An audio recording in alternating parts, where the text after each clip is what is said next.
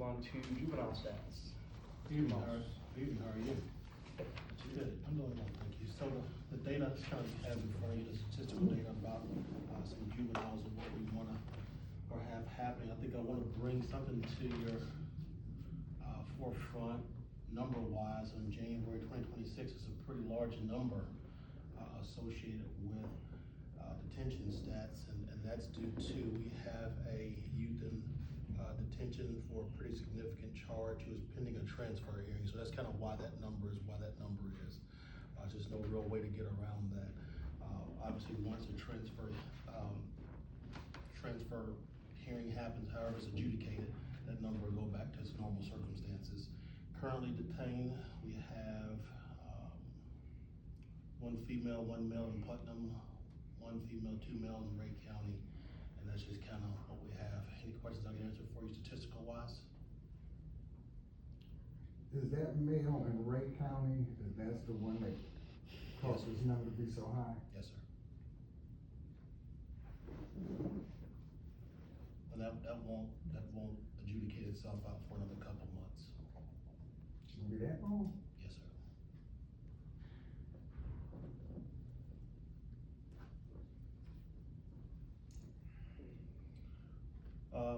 Continue, no question about statistical stuff. We kind of talk a lot about juvenile facilities and what happens in juvenile court. Let's kind of transition to something that we're doing to be proactive about addressing some of those things. We have our first Montgomery County Community Youth Engagement Job Fair.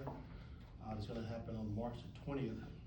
It's going to be beneficial for this body and for all those in Montgomery County to really talk about that, how we're able to really have an impact on some of our neighbors to address whatever is going on in the community, whether it's housing support, educational support, employment support, health services. All is going to be at Veterans Plaza again on March the 20th from 9 a.m. to 2 p.m. Again, first annual for that happening. Brought some things here, and I'm glad Ms. Meeks talked about it a little bit. We talked about the 2010 mentorship program. That thing has been around for about 9 years, I guess, give or take, out of Division I.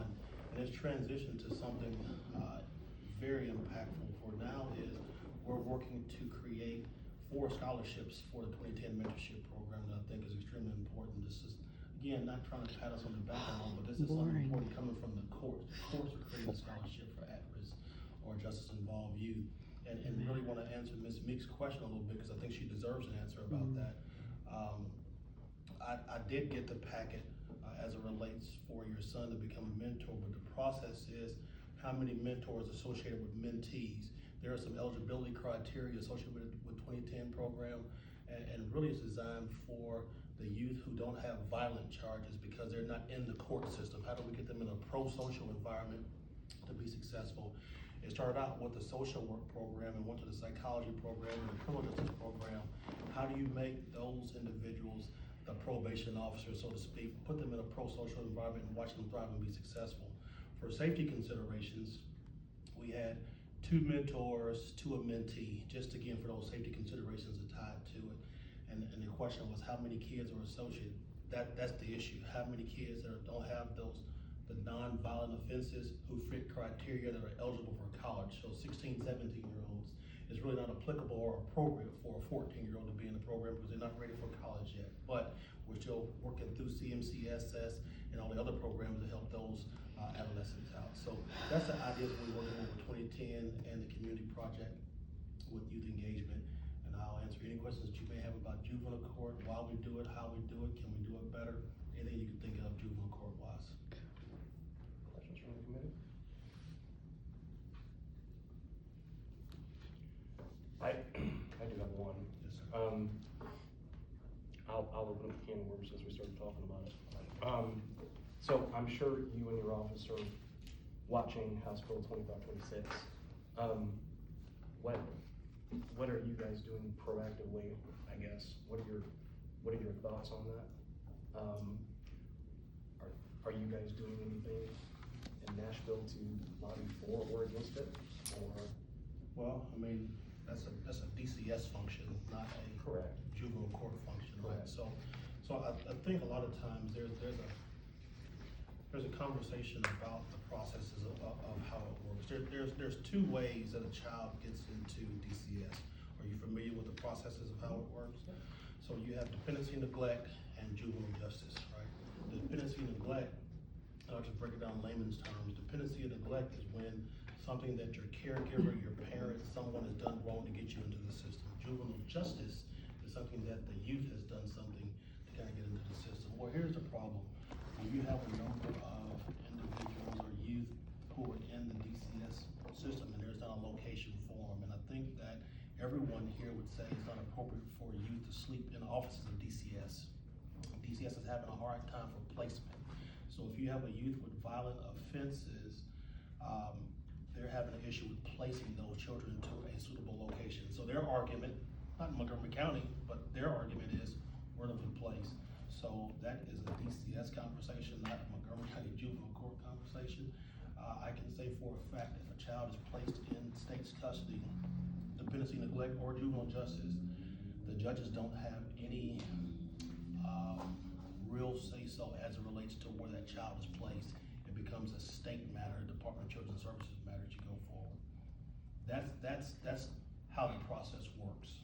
Well, when we Now, go ahead. Now, you asking my personal opinion, obviously. I'm Nobody curious. wants, yeah, of course.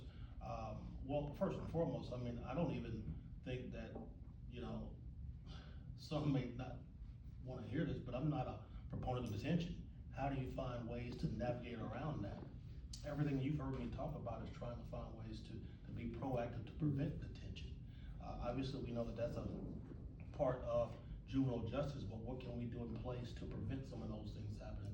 And I think we've done yeoman's work as it relates to community engagement processes, trying to bring the community into the courts, helping to navigate some of those processes. Secondarily, I do have a problem with kids staying in detention facility, DCS offices. But again, I understand the challenges that DCS does have with placement.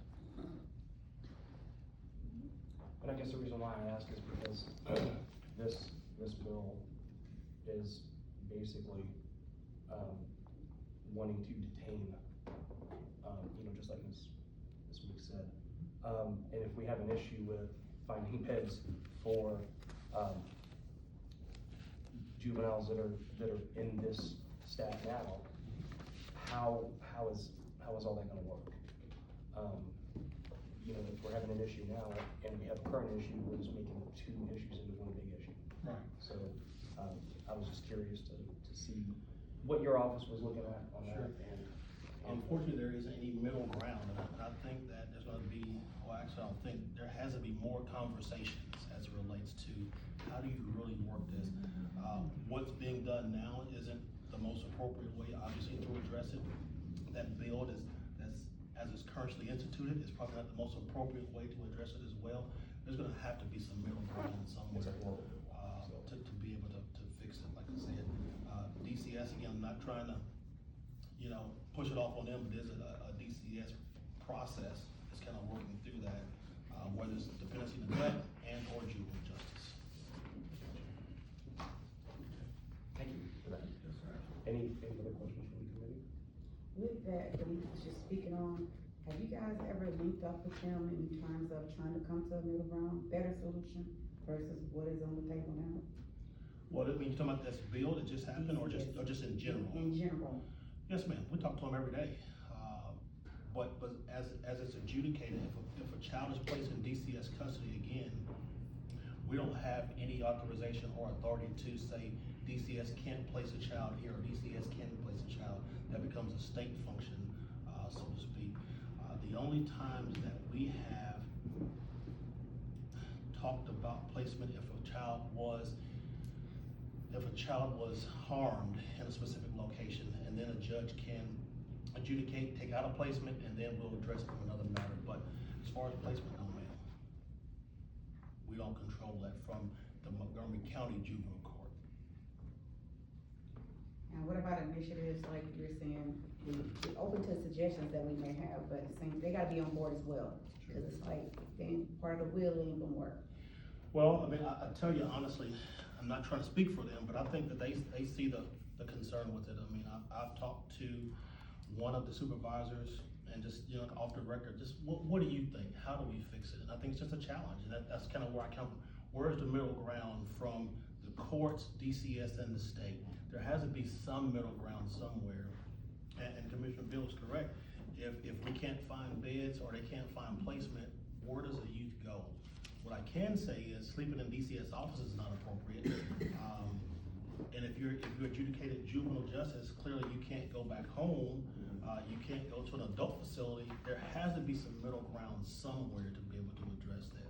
Now, again, I don't know those answers. That's not my area of expertise right now. But I can tell you, we have to have some decent conversations about what happens with those children going forward.